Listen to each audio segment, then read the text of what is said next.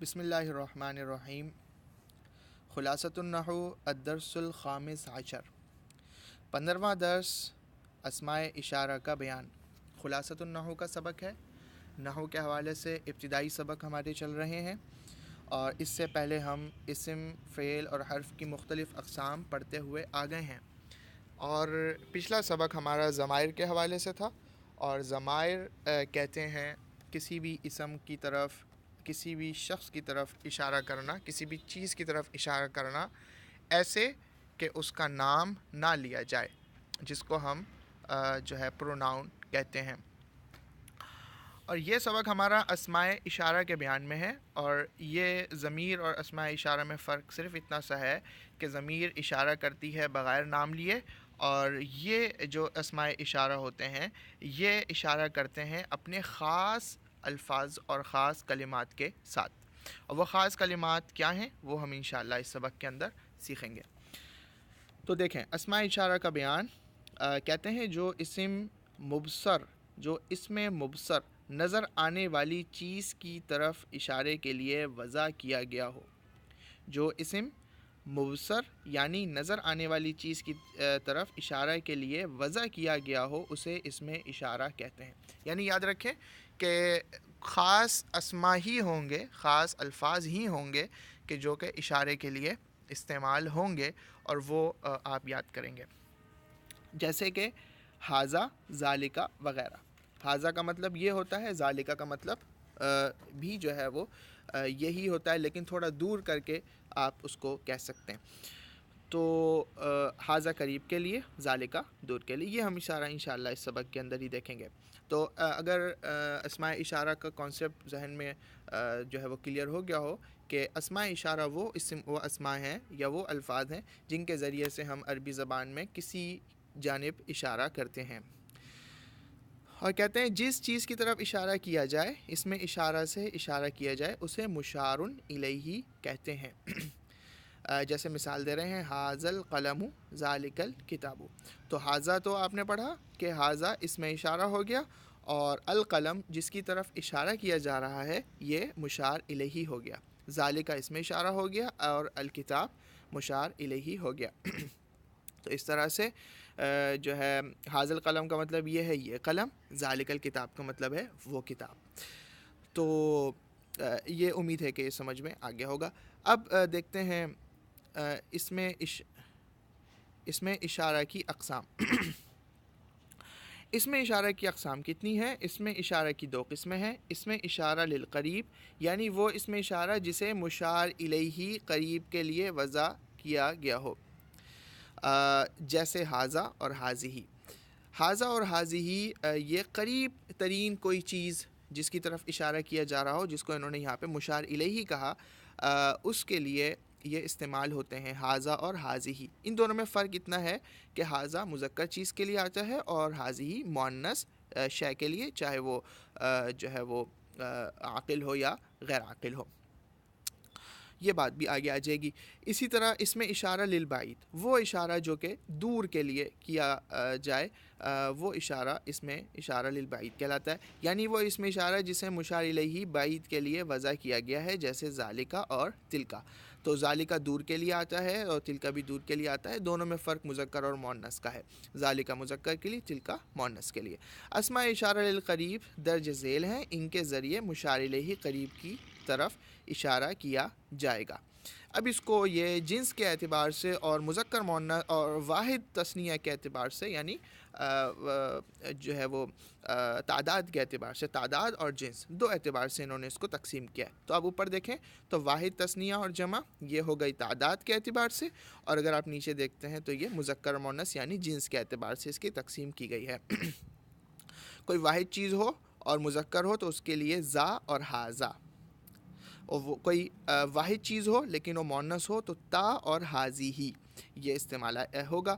تثنیہ کے لیے اگر مذکر ہو تو زانی، زینی، ھذانی، ھذینی، اور یہی اگر تثنیہ مؤنث ہو تو تانی، تینی، ہاتانی، ہاتینی۔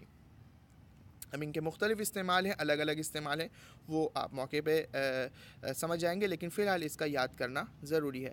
جمع اگر مذکر ہو تو اولائی، ہا اولائی، اور مونس ہو اگر جمع تو اولائی اور ہاؤلائی یہ دونوں ایک ہی ہوں گے.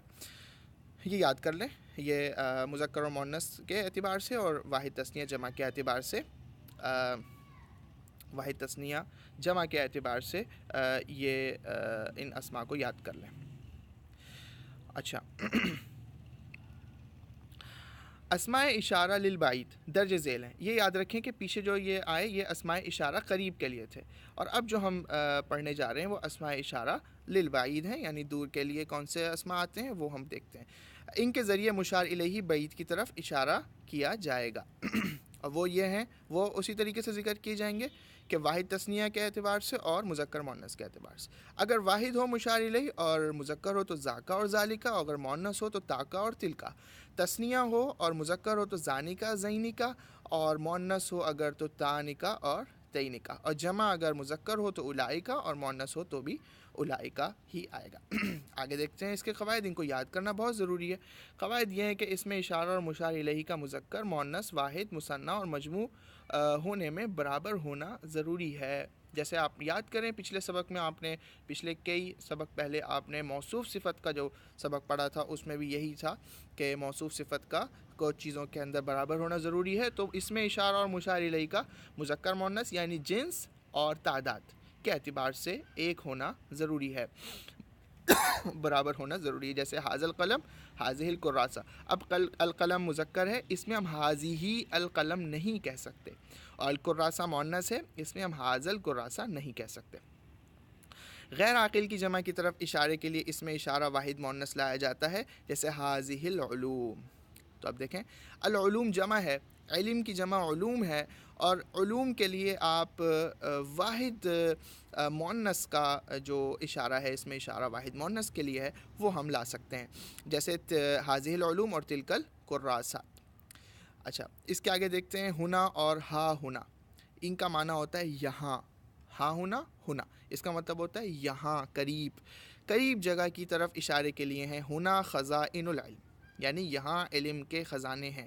ہا ہنا جامعۃ المدینہ، یہاں جامعۃ المدینہ ہے.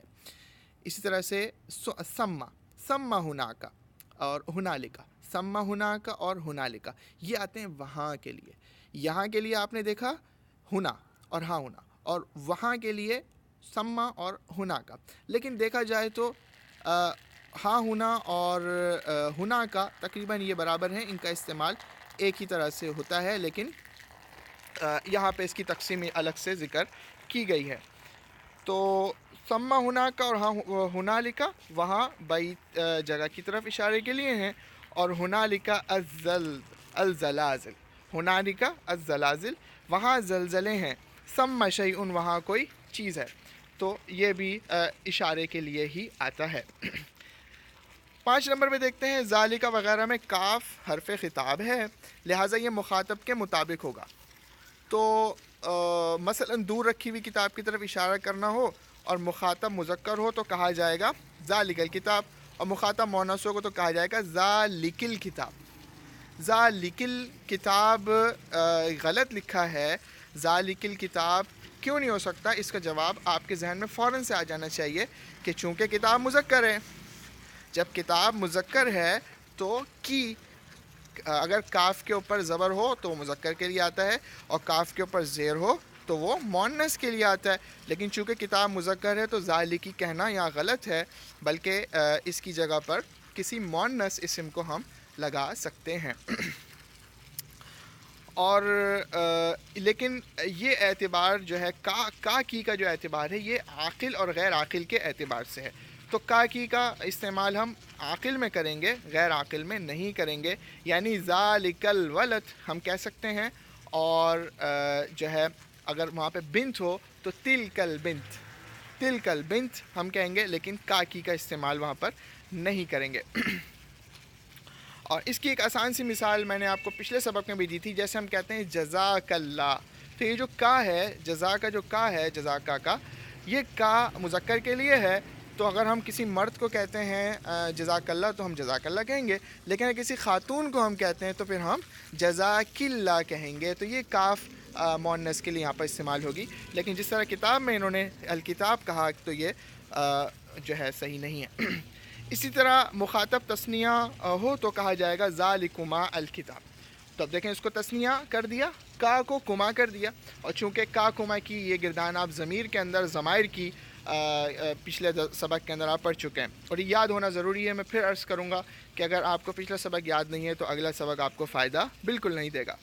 اور جمع مذکر ہو تو کہا جائے گا ذالکم الکتاب, اور جمع مؤنث ہو تو کہا جائے گا ذالکن الکتاب. تو یہ بھی مثالیں غلط ہیں. اس کے اندر جو ہے وہ اس کے اندر چونکہ جو مشار الیہ ہے وہ مشار الیہ واحد ہے, اور اس کے اندر اس کا بھی جمع ہونا یا تثنیہ ہونا ضروری ہے. تو یہاں پہ یہ قاعدے ختم ہوتے ہیں. اس کے آگے تمرین شروع ہوتی ہے, اور تمرین آپ نے حل کرنی ہے, اور اس میں اشارہ کے حوالے سے بتانا ہے اس میں اشارہ و مشار الیہ کسے کہتے ہیں. تمرین نمبر 2 ہے غلطی کی نشاندہی کرنی ہے. تمرین نمبر 3 ہے, اس کے اندر آپ نے بتانا ہے کہ اس میں اشارہ للقریب اور اس میں اشارہ للبعید اور اس میں اشارہ للمکان الگ الگ آپ نے کرنے ہیں. تو یہ آپ نے کرنا ہے ذالکا ہذہ ہا ہنا ہؤلائی. تو یہ آپ نے ان کو الگ الگ کر کے ذکر کرنا ہے, اور ضرور آپ نے اس کو سبمٹ کرنا ہے. درج ذیل میں جملوں میں غلطی کی نشاندہی کرنی. یہ کچھ جملے لکھے ہیں لیکن غلط ہیں, یہ کچھ غلط ہیں کچھ صحیح ہوں گے, تو جو غلط ہیں ان کی آپ نے نشاندہی کرنی ہے. اس میں غلطی مذکر مؤنث کے اعتبار سے ہوگی, واحد تثنیہ جمع کے اعتبار سے ہوگی, تو وہ آپ دیکھ کر ان کو حل کر لیں گے. تو یہاں پہ امید ہے کہ سبق آپ کو سمجھ میں آ گیا ہوگا, اور اس کو پھر میں عرض کروں گا یاد کریں اور 2 مرتبہ سنیں کم از کم, اور اس کے بعد بھی کوئی چیز سمجھ میں نہ آئے تو پھر اس کو سوال کو آپ ریکارڈ کریں اور بھیجیں. اور امید ہے انشاءاللہ کہ آپ کو یہ جو ہے اس میں ضرورت نہیں پڑے گی سوال کرنے کی, لیکن اگر آپ کو سوال پیدا ہوتا ہے تو ضرور کریں, اور اپنا اس کو یاد کرنا بہت ضروری ہے آپ کے لیے.